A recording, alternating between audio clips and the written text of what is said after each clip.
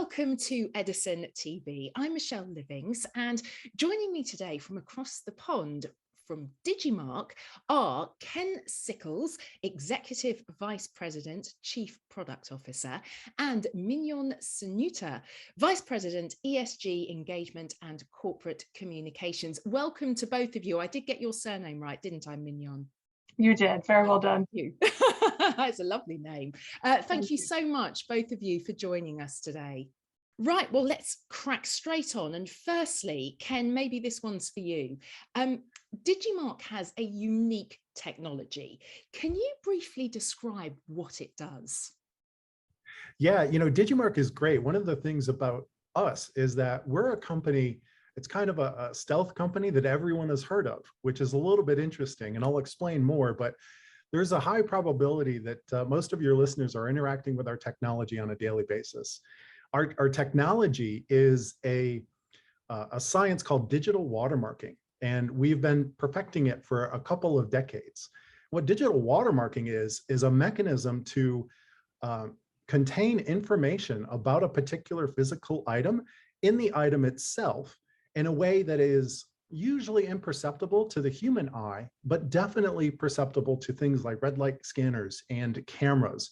But at its very core, it's all about connecting a physical item to the digital world.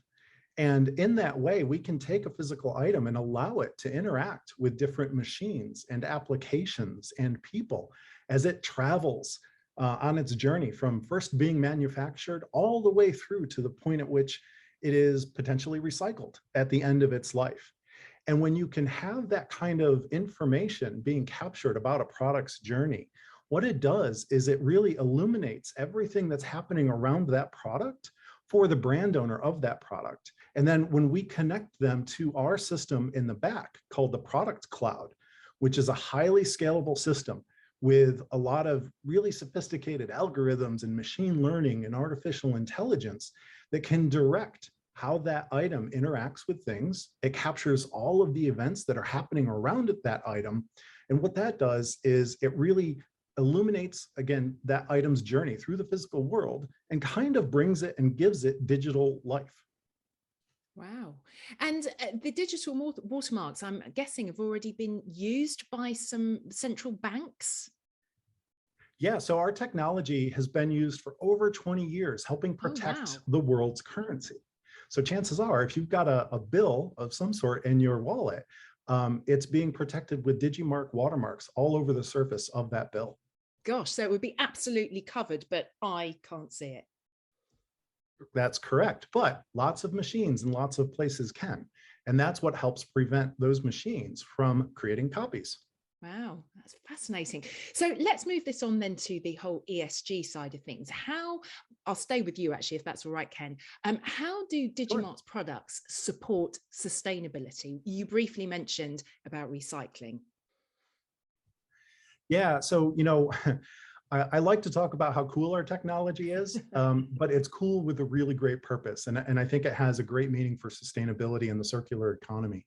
That means as an item that has been crumpled and smashed and covered in dirt is going down a conveyor belt at a recycling facility, it can tell that sorting machine, hi, I'm a plastic bottle, I contain these different physical properties, and therefore, please sort me into this bin. And it's a great use case of how our product can be used to improve sustainability. Our products in general have a great opportunity when it comes to sustainability. Yeah. Could you tell us a little bit about HolyGrail 2.0 and Digimarc's involvement? Yeah, HolyGrail was an industry initiative that was sponsored by AIM, the European Association for Brand Owners, as well as the Association to End Plastic Waste. And what it did was it brought together a whole bunch of organizations, over I think 160 organizations from around the world, including companies like Amazon, Danone, Nestle, P&G, Pepsi, some of the world's largest brand owners. And the goal of that was really to understand, is there a better way to improve the recyclability of all of the plastic containers that are being produced in the world today? So what we did was, and are still in the process of doing, is these industrial sized trials where we have taken hundreds of products, put our digital watermarks on those products, and run them through the recycling facilities to see, hey, will our watermarking technology work as well as we thought it could? And we've actually seen at about a 95% success rate, the ability to properly identify an item and tell the sorting machine how to sort that item and where to place it in what bin. I think it's a great testimony to our technology, but it's also a great testimony to all of these brand owners and these different organizations that came together making the commitment. We do believe that this has the ability to scale, because recycling is a very hyper local event, right? So it happens in very small localities, but we believe that all of these facilities will be able to adopt the technology and take advantage of it in the future. Right. And the Holy Grail effort is a great way to prove that to the world and then set the course forward for us so that we can actually roll it out. Yeah, brilliant. Thank you for explaining that.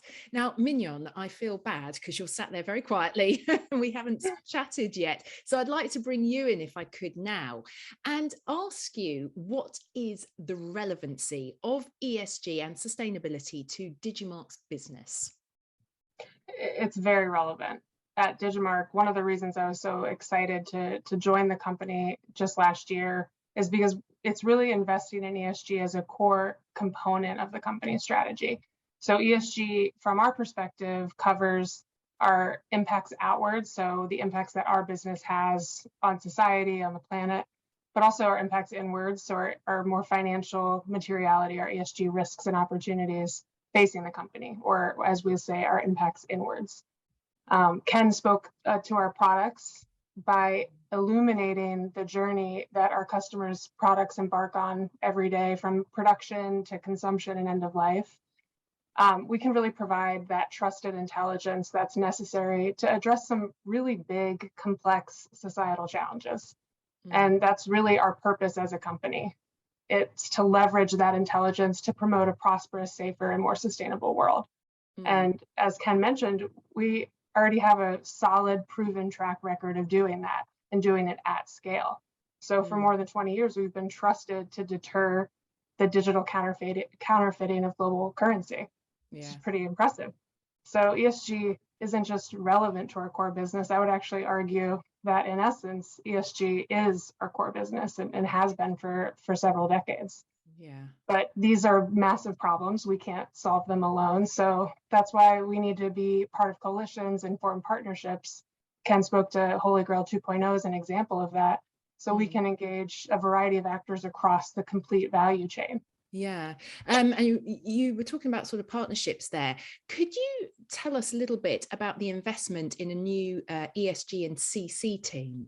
Yeah, absolutely. So in 2021, when I joined, we made investments in ESG by creating a new ESG and corporate communications team.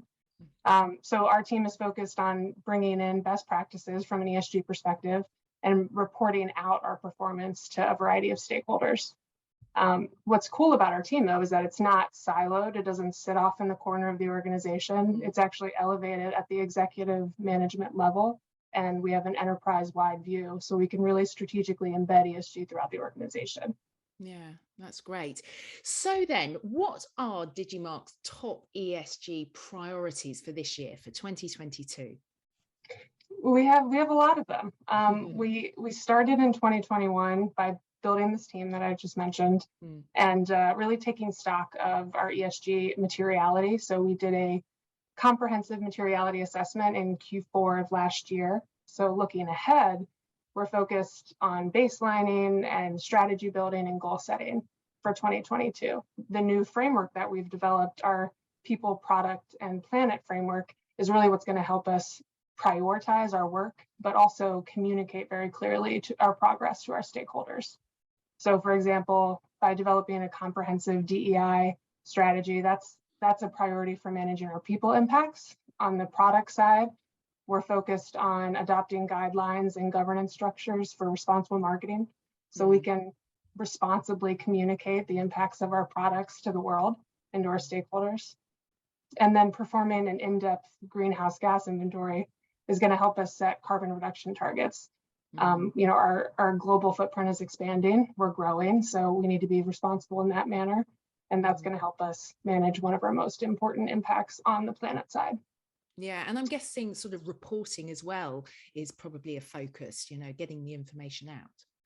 Absolutely, that's foundational. So transparency is key. It's the fuel to all of this. So reporting is going to be a key focus for 2022. We published our very first ESG reporting suite in line with SASB standards. Right. So we're really excited to continue to share our progress and our performance in a timely and transparent manner. Great. So thinking about investment then, what makes Digimarc an attractive investment prospect from an ESG perspective? Sure. I mean, the best thing we can do for our investors is build a sustainable business. And by that, I mean one that creates value over the long term for our shareholders. So we see ESG as a real value driver in that sense. But what I'm really excited about, and what we haven't even really scratched the surface of, is our positive value creation story. And that's really where I see us headed next. So we look forward to a future state where we can quantify the positive impact that our technology is having on promoting a circular economy with Digimarc Recycle, for example, but also our brand integrity solution and the impact that we're having on consumer protection. Product digitization is still in its infancy. And if nothing else, we just expect it to ramp up and have greater demand in future years. Yeah. So you've got some big ambitions, really. That's right. Yeah. ESG at Digimarc isn't just about doing less harm as a company. It's about innovating and developing solutions at scale to address some really massive societal and planetary challenges. And those are the very same challenges that our customers are focused on solving and that they're grappling with right now. So for ESG investors who are not only interested in governance and risk management, those very important elements of ESG, but are also concerned with how our core business is or is not aligned with ESG, I think we have a really attractive value proposition. So we're still at the beginning of our journey, but like you said, very big ambitions. Yeah, which is great. Just finally, really, where can investors and other stakeholders find out more information on Digimarc and specifically its ESG and sustainability strategy? Where can they go? Yeah, like I mentioned, reporting is a huge focus for us. We take transparency very seriously. And this year we launched our inaugural SASB compliant ESG impact report. So that's a great resource for folks who want to find more detailed information on our approach and our performance. But we've also have our proxy statement and our annual report, which features some more information about how we're integrating ESG strategically across the company. So I hope people will enjoy it and engage with us to learn more about Digimarc. Yeah. And Ken, I know you're there and you've been quiet for a while. Anything else you'd like to add? Yeah, you know, there is one point I really want to make. Mignon mentioned the fact that ESG is not a function of what we do. It really is our core business. And I'm really proud of the way we have adopted that in our product development lifecycle. So when we think about product development, we think about it from a sustainability perspective. You know, we have this wonderful technology that is possible to create an immense amount of value for the world. And when we look at solving problems, that's one of our primary considerations is, are we using this for the right thing? Having that viewpoint and owning ESG as part of what we do, not thinking about it as an afterthought, is something that makes us a little bit different. And quite frankly, is a responsibility we have, I believe, with the technology that we possess. Yeah, brilliant. Thank you. And thank you both for joining us today on Edison TV.